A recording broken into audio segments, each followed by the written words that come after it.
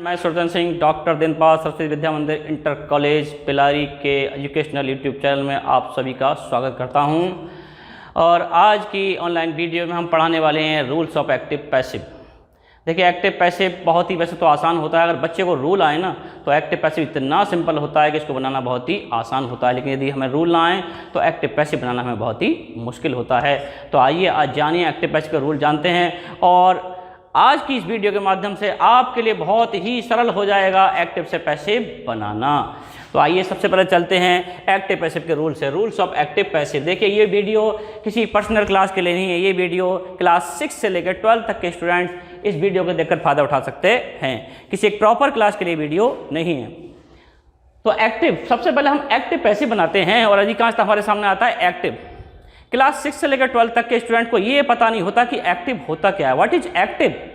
Active होती क्या चीज़ है। हम सेंटेंस बनाते हैं लेकिन हमें नहीं पता होता कि एक्टिव क्या होता है। आज ये सबसे पहले जानते हैं कि एक्टिव क्या होता है। देखिए, एक्टिव, इसको हिंदी बोलते हैं कृतवाच्य, मतलब जिस वाक्य में क्या हो, जिस वाक्य में कर्ता की प्रधानता होती है। एक्टिव वो होता है जिस वाक्य में कर्ता की प्रधानता होती है, कर्ता मेन होता है, एक्टिव कहलाता है। अब वो कैसे जाने कर्ता की प्रधानता कैसे होती है। देखिए यहाँ क्या लिखा हुआ है, राम पुस्तक पढ़ता है। एक उदाहरण के माध्यम से हम जानते हैं कि कर्ता की प्रधानता किस तरह से होती है। तो राम पुस्तक पढ़ता है। देखिए, पढ़ना ये तो हम जानते हैं कि पैसिव किसका बनता है, पैसिव वर्ब का बनता है। मोस्टली पैसिव जो बनता है वो वर्ब का बनता है। पुस्तक कौन पढ़ता है, राम पढ़ता है। राम कौन है, सब्जेक्ट है, तो सब्जेक्ट मैन है। राम क्या पढ़ता है, पुस्तक पढ़ता है। करने वाला कौन है, राम। पढ़ाई क्या जाती है, पुस्तक। ये सब्जेक्ट, ये ऑब्जेक्ट, तो इसमें राम की प्रधानता है और क्या है, पुस्तक पढ़ता है। अब दूसरा सेंटेंस देखिए, राम सीता पुस्तक पढ़ती है। देखिए यहाँ भी कर्ता की प्रधानता है। पहले राम आया था तो पढ़ने की अंग्रेजी क्या आई, पढ़ता। हिंदी में देखिए ये चीज़ इंग्लिश में दिखाई नहीं देती हमें। इंग्लिश में अगर हम लिखें राम रीड से बुक और सीता रीड से बुक, दोनों के लिए रीड से आएगा, ये क्लियर नहीं होगा कि कर्ता की प्रधानता कहाँ है। लेकिन हिंदी में साफ दिखाई देती है, जब राम आया तो पढ़ता है आया, और जब सीता का नाम आया तो क्या आई, सीता पुस्तक पढ़ती है। तो क्या हो गया, पढ़ती है। ये वर्ब किसके अकॉर्डिंग वर्ब का रूप चेंज हो गया, कर्ता के अकॉर्डिंग। अगर मान लो यहाँ पे कोई बहुवचन आ जाए और ये सेंटेंस हो कि बच्चे पुस्तक, तो क्या आएगा, पढ़ते हैं। यानी हमारी जो वर्ब है वो सब्जेक्ट के अकॉर्डिंग चेंज होगी, सब्जेक्ट के अकॉर्डिंग उसका निर्माण होगा। इस प्रकार हमारा जो एक्टिव सेंटेंस होता है वो क्या होता है, जिसमें कर्ता की प्रधानता होती है। अब आता है दूसरा पैसिव वॉइस।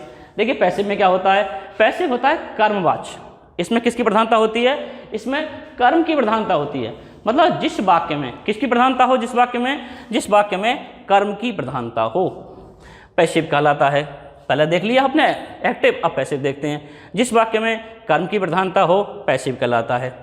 अब हम कैसे जाने कर्म की प्रधानता, तो देखिए, राम के द्वारा पुस्तक पढ़ी जाती है। देखिए, पहले राम था तो क्या आया, पढ़ता। अब क्या आया, राम के द्वारा पुस्तक पढ़ी जाती है। यानी मेन चीज़ क्या है, हमारा ऑब्जेक्ट क्या है, पुस्तक, और पुस्तक के अकॉर्डिंग वर्ब का रूप क्या हो गया, पढ़ी। पुस्तक के राम के द्वारा पुस्तक पढ़ी जाती है, तो इसमें कर्म की प्रधानता हो गई और वर्ब का रूप हो गया पढ़ी। अगला सेंटेंस देखिए, सीता के द्वारा पुस्तक पढ़ी जाती है। तो यहाँ कर्म की प्रधानता है, ये क्या है, ऑब्जेक्ट के अकॉर्डिंग वर्ब का रूप आया है पढ़ी। यानी पैसिव में क्या होता है, कर्म की प्रधानता होती है। अब देखते हैं एक्टिव से पैसिव बनाना बहुत ही सिंपल होता है। तो एग्जाम्पल के रूप में हम एक सेंटेंस लेते हैं कि कैसे बनाया जाए एक्टिव को पैसिव। हमने एक सेंटेंस लिया, राम रीड से बुक। देखिए वही सेंटेंस जो अभी हमने समझाया था।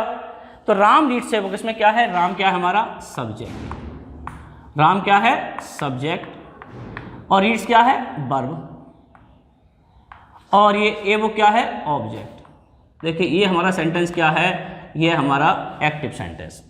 राम रीड से बुक, हमें क्या बनाना है इसका, हमें इसका बनाना है पैसिव। यहाँ लिख कर आएगा कि इसका पैसिव बनाइए, तो हमें बनाना है पैसिव। तो देखिए पैसिव बनाने का सबसे सिंपल रूल क्या होता है, ये ऑब्जेक्ट जो हमें दिखाई दे रहा है इसको हम कहाँ ले आते हैं, सबसे पहले ले आते हैं। यानी ऑब्जेक्ट को कहाँ ले आते हैं, सबसे पहले हम रखते हैं ऑब्जेक्ट को, प्लस देखिए उसके बाद वर्ब।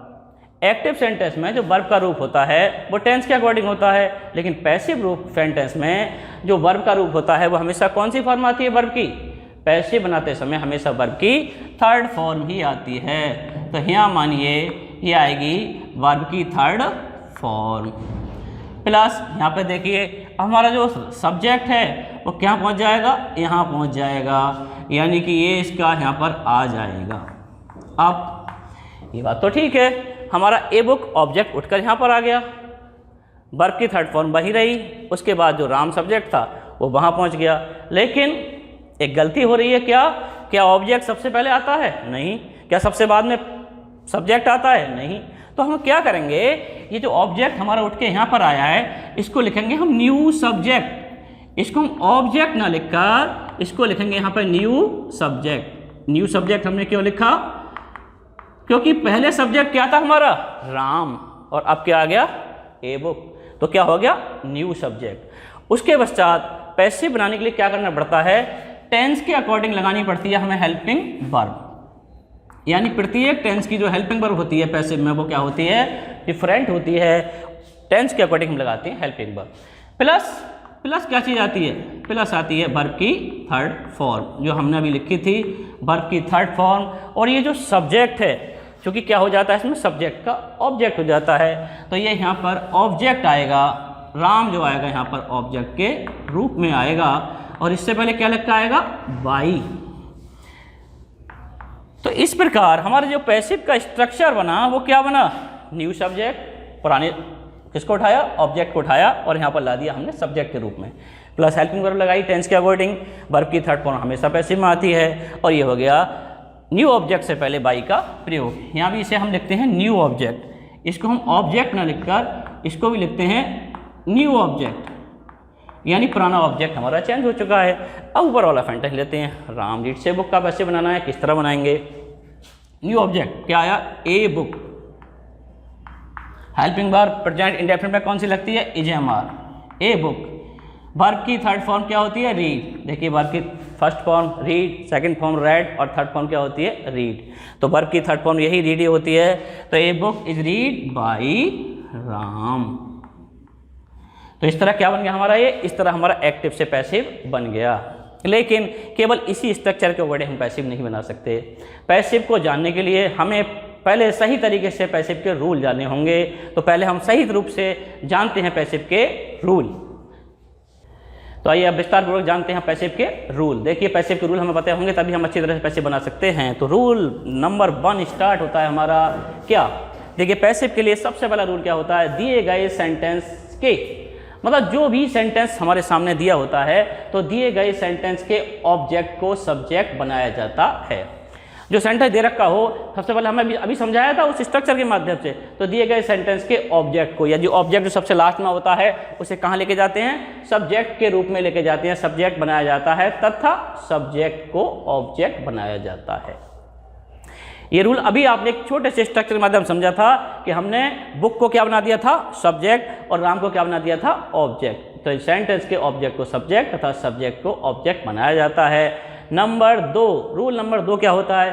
दिए गए टेंस के अनुसार, मतलब टेंस जो भी आपको दे रखा हो, प्रेजेंट इंडेफिनिट दे रखा हो, कंटिन्यूस दे रखा हो, परफेक्ट दे रखा हो, जो भी टेंस आपको दे रखा हो, तो दिए गए टेंस के अनुसार पैसिव में प्रयोग होने वाली हेल्पिंग वर्ब का प्रयोग होता है।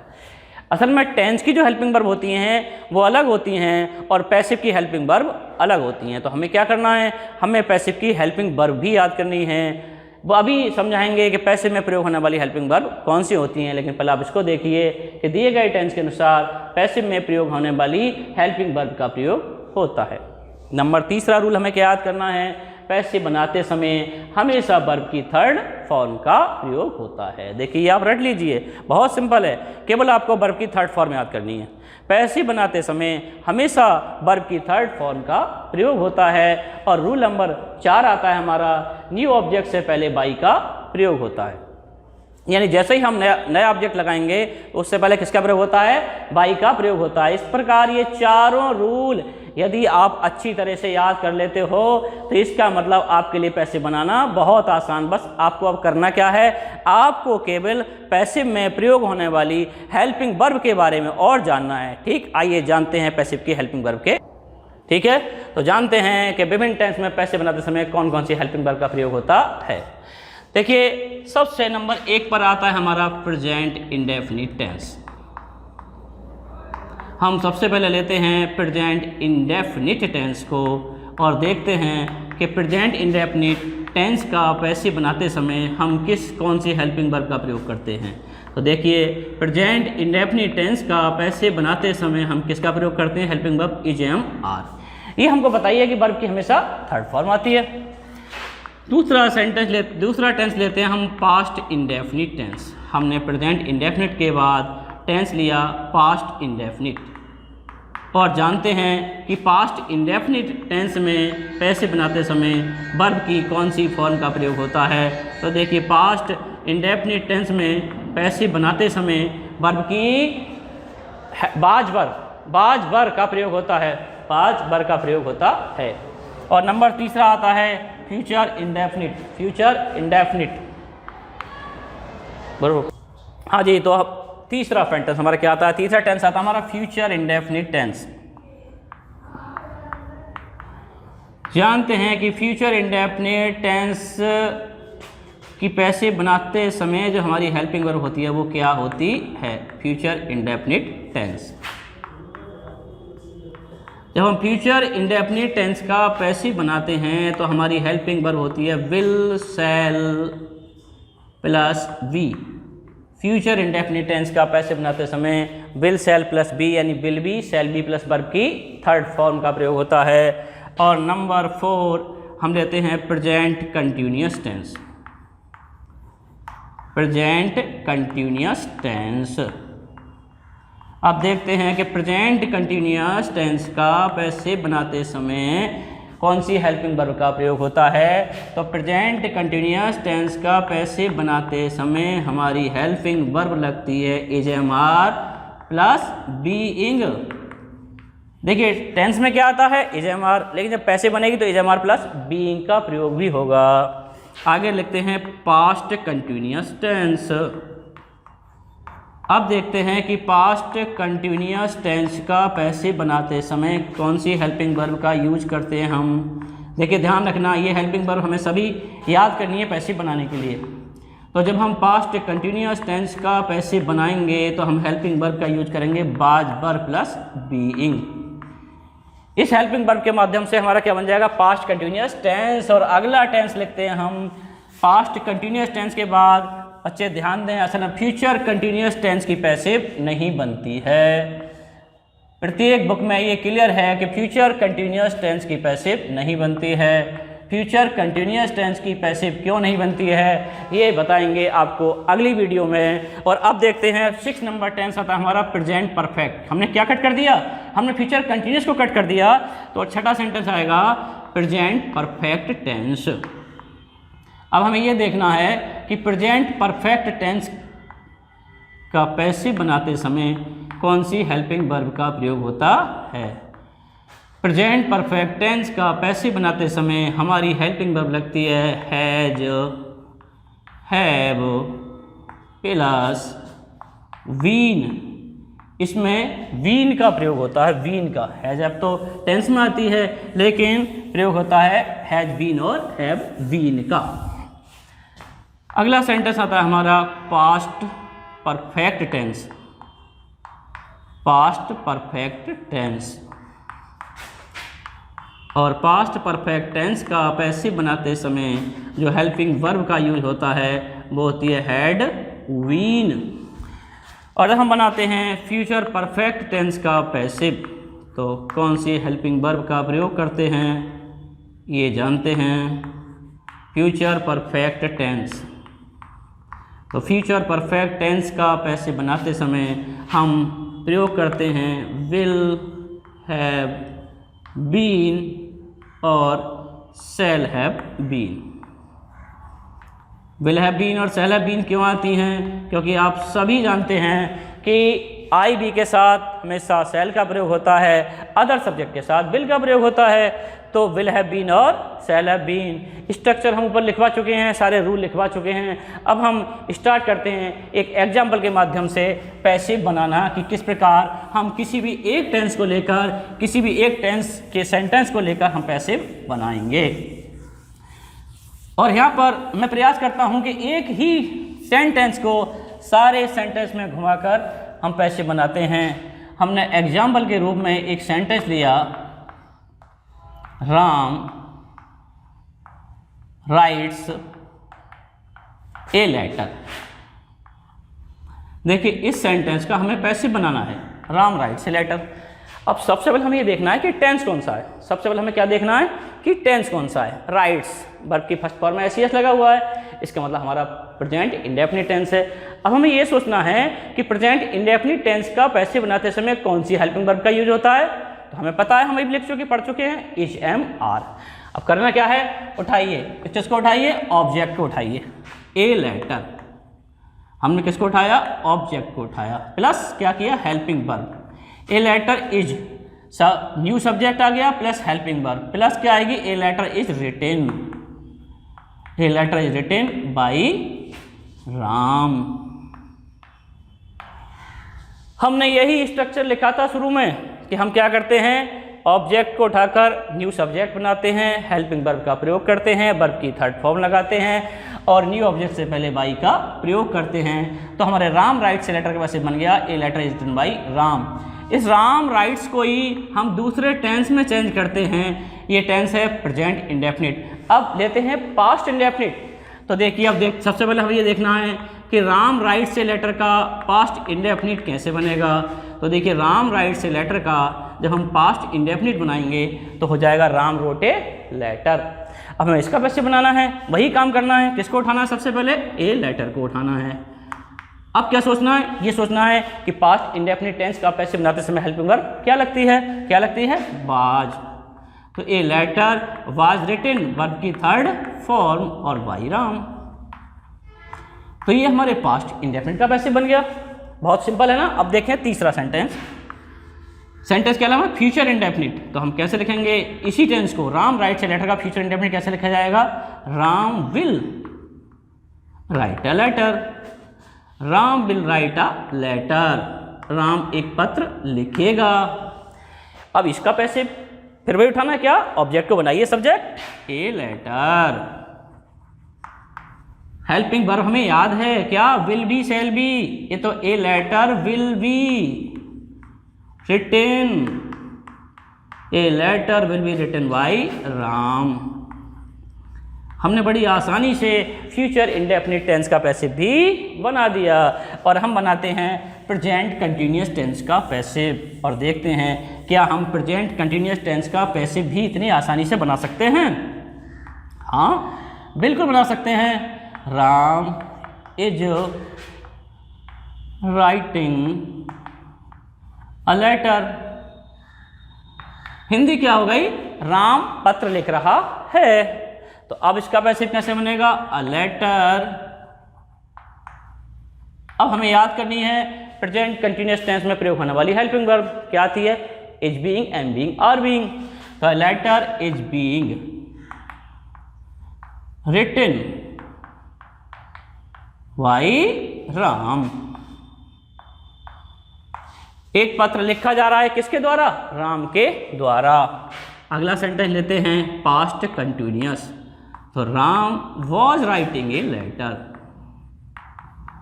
Ram was writing a letter. हमने अगला टेंस ले लिया, Ram was writing a letter, और इसका पैसे बनाया। तो इसका पैसे बनाना ही बहुत सिंपल है। केवल हमें याद क्या चीज़ रखनी है, हमें केवल दो ही बातें याद रखनी है। एक तो है उस टेंस में प्रयोग होने वाली हेल्पिंग वर्ब, और एक हमें याद रखनी है वो जो वर्ब की थर्ड फॉर्म हमें आनी चाहिए। तो हमने फिर क्या किया, a letter was being written by Ram. ये हमारा पास्ट कंटिन्यूअस टेंस का पैसे बन गया। फ्यूचर कंटिन्यूअस में पैसे बनती नहीं है, ये क्यों नहीं बनती है अभी आपको बताया जाएगा, नेक्स्ट वीडियो आपको बताया जाएगा कि फ्यूचर कंटिन्यूअस में पैसे क्यों नहीं बनती है। अगला सेंटेंस लेते हैं, छठा सेंटेंस हमारा है प्रेजेंट परफेक्ट टेंस। अगला कौन सा आता है, present perfect tense. No present perfect tense नहीं लिखना, प्रेजेंट परफेक्ट टेंस में पैसे बनानी है। तो अब यही टेंस हमें किस में लिखना है, प्रेजेंट परफेक्ट में। कैसे लिखा जाएगा, Ram has written a letter. Hindi क्या हो गई? राम पत्र लिख चुका है। कैसे बनेगा passive? A letter has been written by Ram. ये हमने हैज बीन का प्रयोग क्यों किया? क्योंकि हमें पता है कि प्रेजेंट परफेक्ट का पैसे बनाते समय हेल्पिंग वर्ब हैज बीन का यूज होता है। हम लेते हैं अपना अगला सेंटेंस। क्या? Ram had written a letter. Ram एक पत्र लिख चुका था। इसका पैसे बनाना फिर हमें पता है, बहुत ही सिंपल है हमारे लिए। अब पैसे बनाना हमारे लिए बहुत ही सिंपल हो चुका है। A letter had been written by Ram. अब केवल हमारा एक ही टेंस रह गया बस पैसे बनाने के लिए। कौन सा? Future perfect. अब केवल हम फ्यूचर परफेक्ट का और पैसे बनाते हैं। फ्यूचर परफेक्ट हम किस प्रकार लिखेंगे? Ram will have written a letter. तो कैसे हो जाएगा? A letter will have been, a letter will have been written by Ram। तो इसका हो गया सेंटेंस था हमारा Ram will have written a letter, और हमारा पैसिव बन गया a letter will have been नहीं लगाया हमने। देखिए हमने बीन लगाना छोड़ दिया। अगर हम एक भी वर्ड यानी हेल्पिंग वर्ब कंप्लीट नहीं लगाएंगे तो पैसिव नहीं बनेगा। तो राम विल हैव बीन, हमें बीन लगाना ही पड़ेगा, तभी जाके हमारा पैसिव क्लियर होगा। Ram will have been written, नहीं, a letter will have been written by Ram. तो सेंटेंस क्या बना? A letter will have been written by Ram. तो इस प्रकार हमने पैसिव के रूल के माध्यम से उसकी हेल्पिंग वर्ब जानकर और उसके रूल जानकर हमने बड़ी आसानी से जितने भी टेंस में पैसिव बनाई जाती है हमने बड़ी आसानी से पैसिव को बना लिया। बस आपको करना क्या है? केवल आपको ये रूल याद करने हैं, क्योंकि रूल अगर आप याद नहीं करते हैं तो आप पैसिव नहीं बना सकते। तो ठीक है, आप इस वीडियो को देखिए और नेक्स्ट वीडियो में पैसिव के बारे में ही कुछ और रूल बताए जाएंगे और बताया जाएगा कंटिन्यूस, फ्यूचर कंटिन्यूस और प्रेजेंट परफेक्ट, पास्ट परफेक्ट और फ्यूचर परफेक्ट कंटिन्यूस टेंस की पैसिव क्यों नहीं बनती। ठीक, तब तक आप अध्ययन करते रहिए। ओके।